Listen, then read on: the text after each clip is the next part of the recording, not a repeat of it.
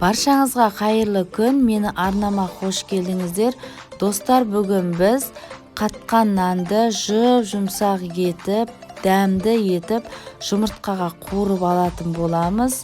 Мінекей көріп тұрғандарыңыздай өте жұмсақ, жаңа піскен нандай дәмді болады. Видеоны соңына дейін қарап, менімен бірге болыңыздар. Менің каналыма тіркеліп кетуді ұмытпаңыз. Менде осылай кішкене қатыңқырап қалған нан, оны әдемі кішкене бөліктерге бөліп турап алатын боламыз. Қазақта, біздің қазақ атамызда нан өте қасиетті болып келеді. Сондықтан да нанды тастамай жеп қою керек. Қиқымына дейін қалдырмау керекпіз. Өзіме қажетті жұмыртқаға қант қосып, жақсылап араластырамыз. Осы кезде табамызға май құйып қыздыратын боламыз.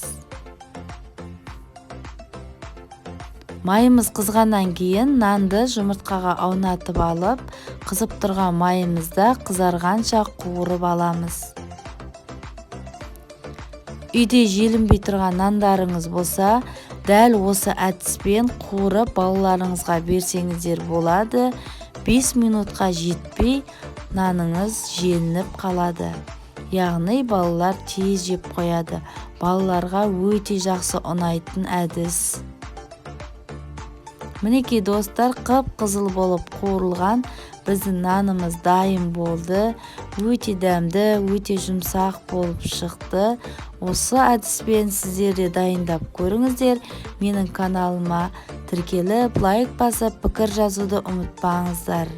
Қазақша контенттің дамуына өз үлесіңізді қосыңыз.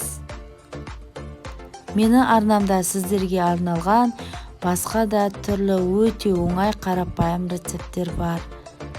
Мен сіздерді күтемін.